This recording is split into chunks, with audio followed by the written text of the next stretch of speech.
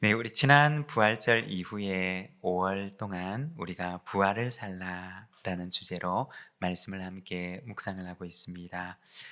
부활하신 주님을 만난 사람들에게는 변화가 일어났습니다.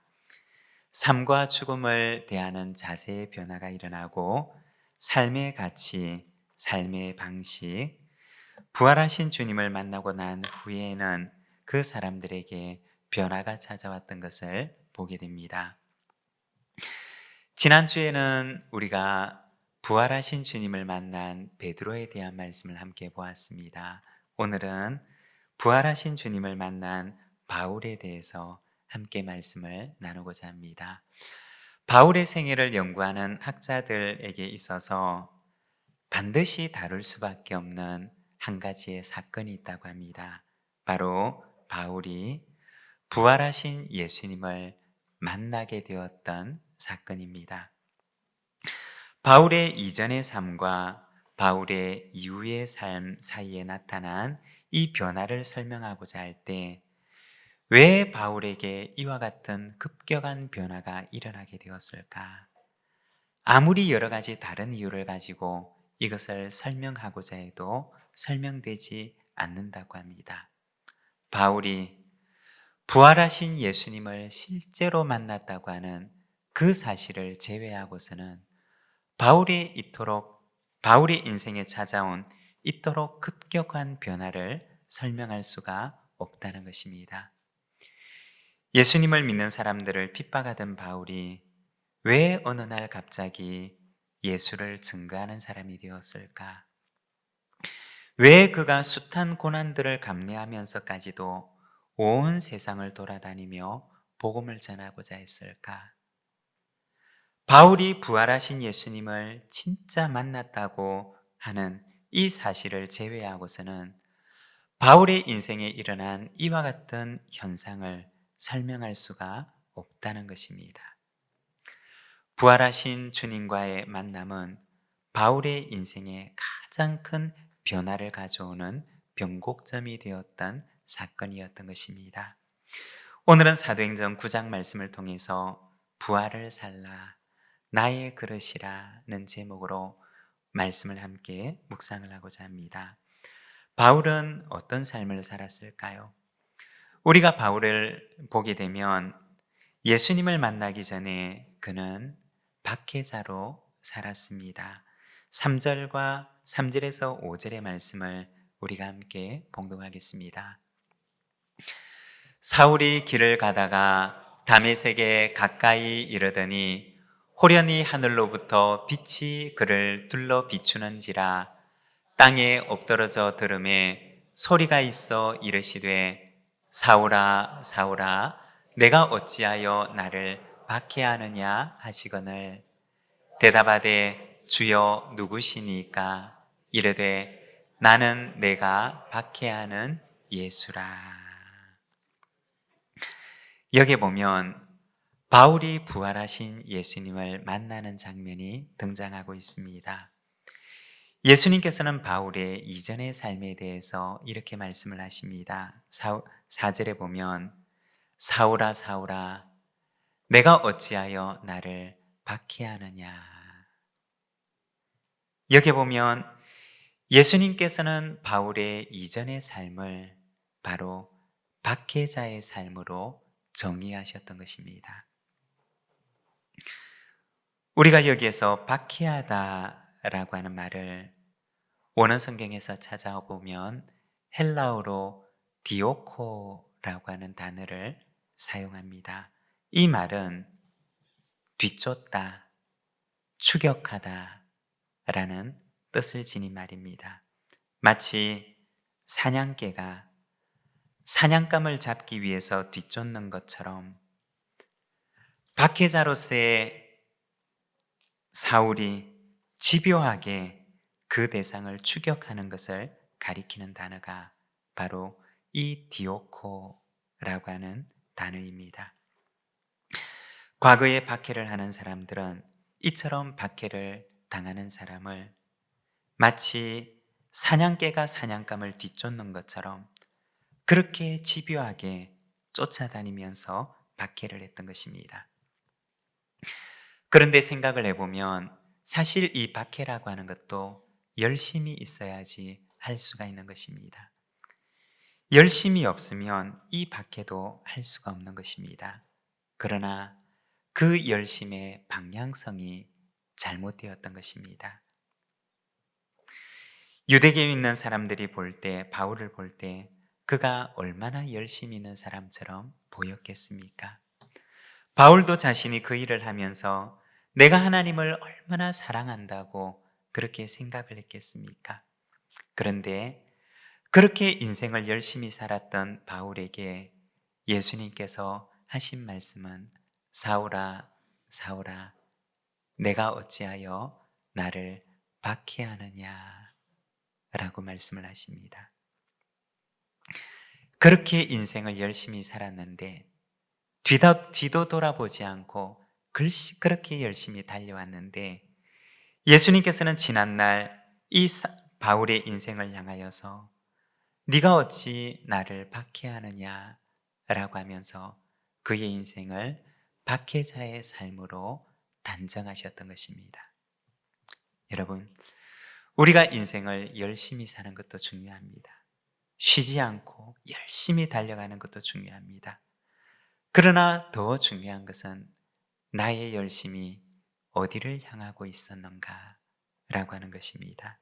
여러분, 우리는 나의 인생을 무엇을 향해 달려오셨습니까? 어디를 향해 달려가고 있습니까?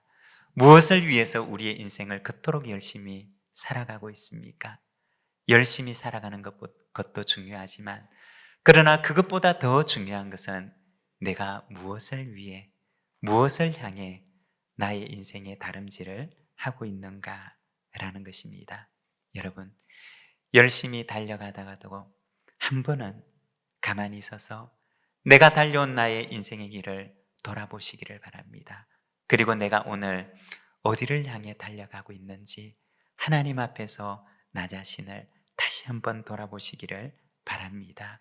열심히 달려가는 것도 중요하지만 더 중요한 것은 우리가 달려가고 있는 우리의 방향성이라는 것입니다. 저와 여러분의 삶이 예수를 향해 주님께서 우리에게 보여주시는 그 길을 향해 힘껏 달려가는 삶이 되시기를 바랍니다. 그리고 두 번째, 부활하신 예수님을 만나고 난 뒤에 그의 인생에는 변화가 찾아옵니다. 바로 그는 천국의 순례자로 살아가게 됩니다. 빌립보서 3장 12절에서 14절까지 말씀을 우리가 자막을 보면서 함께 봉독하겠습니다. 내가 이미 얻었다 함도 아니요 온전히 이루었다 함도 아니라 오직 내가 그리스도 예수께 잡힌 바 된 그것을 잡으려고 달려가노라.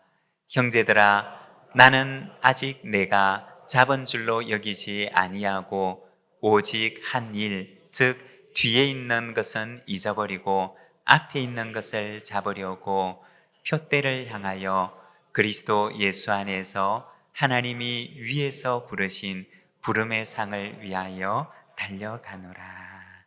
아멘.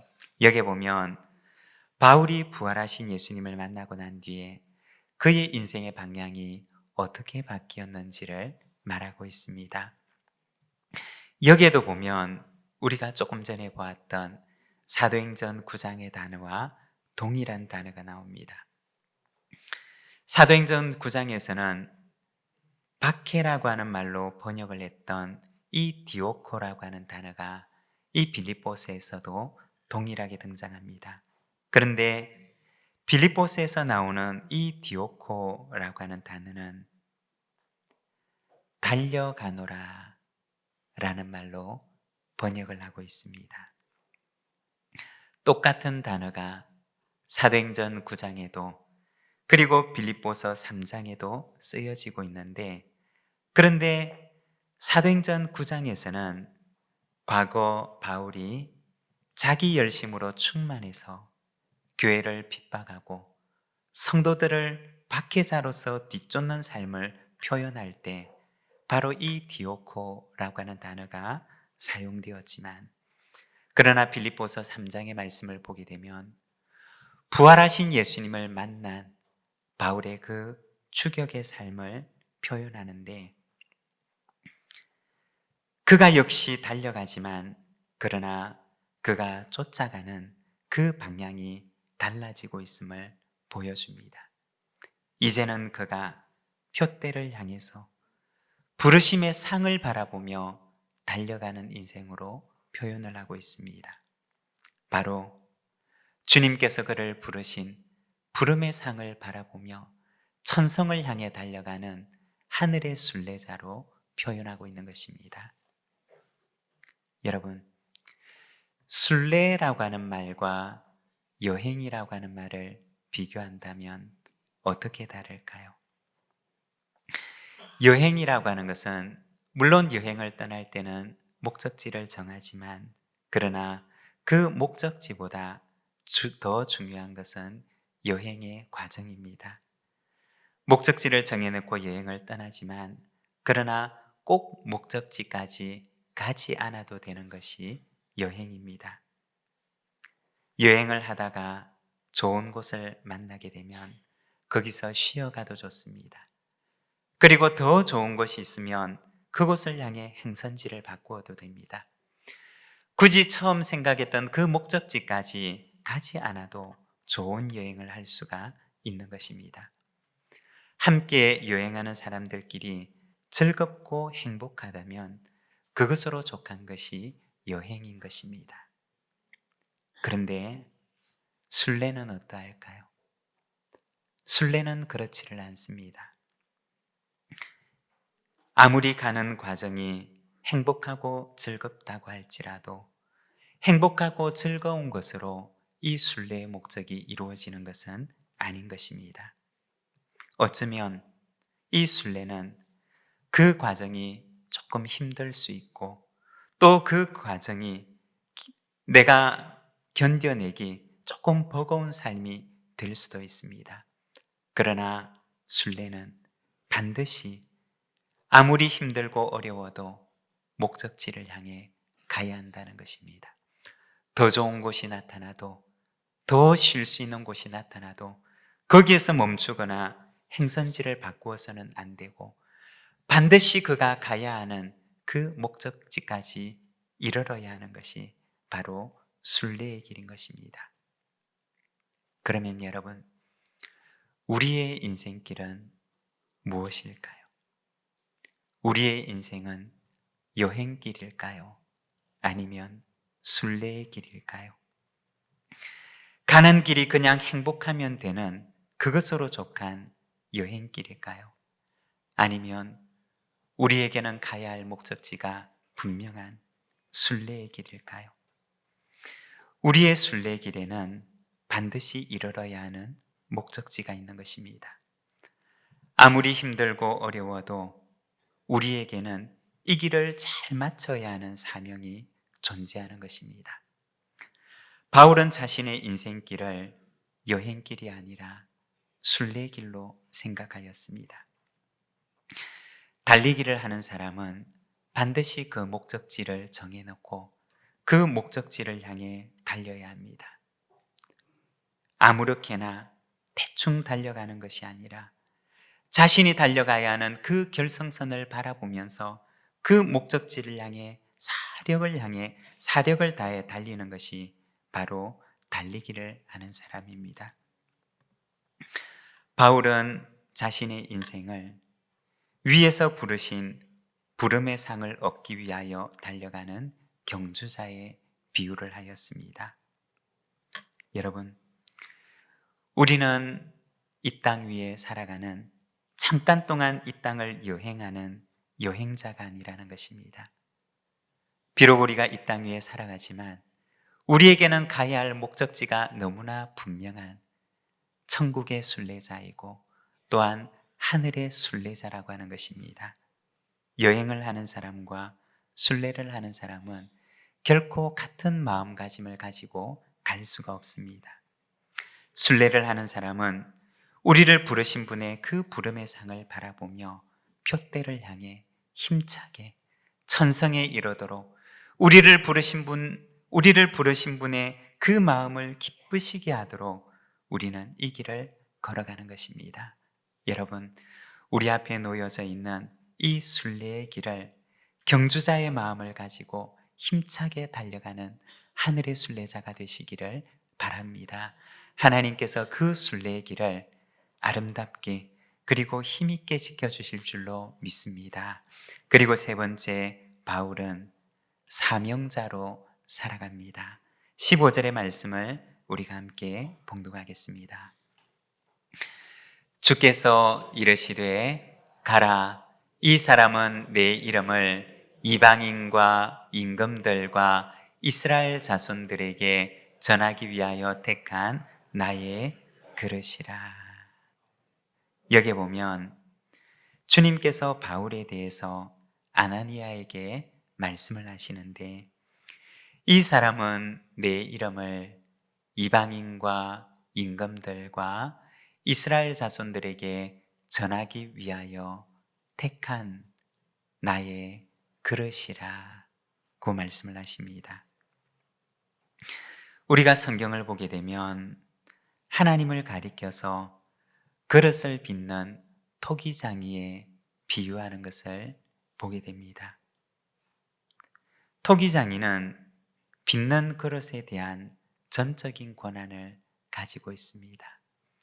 이것을 어떤 그릇으로 빚을 것인지, 또 내가 만든 이 그릇을 어디에 사용할 것인지, 그릇을 빚는 토기장이는 그가 빚는 그릇에 대한 전적인 권한을 가지고 있습니다.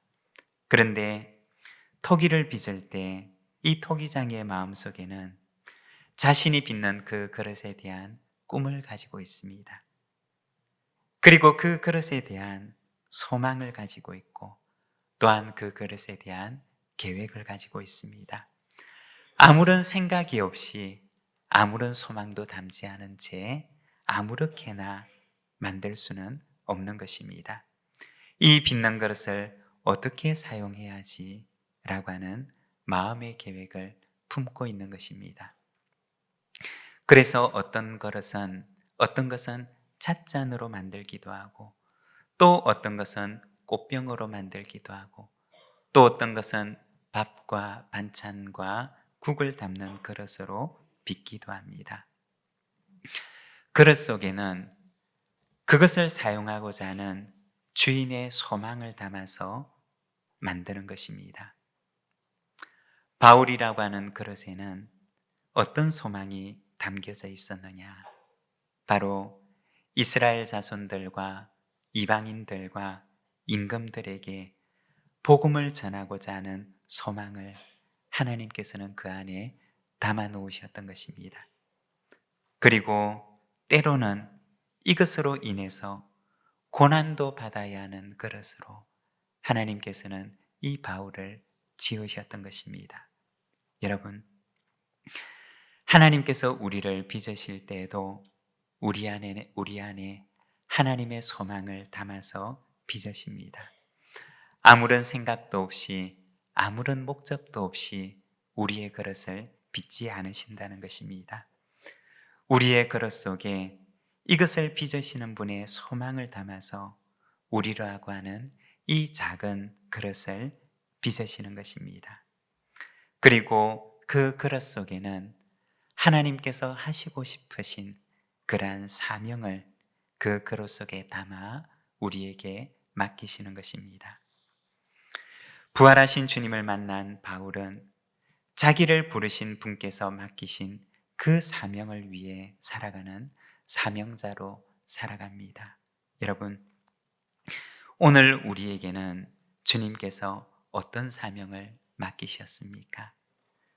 우리의 이 작은 그릇 속에는 주님께서 어떤 소망을 담아 놓으셨습니까?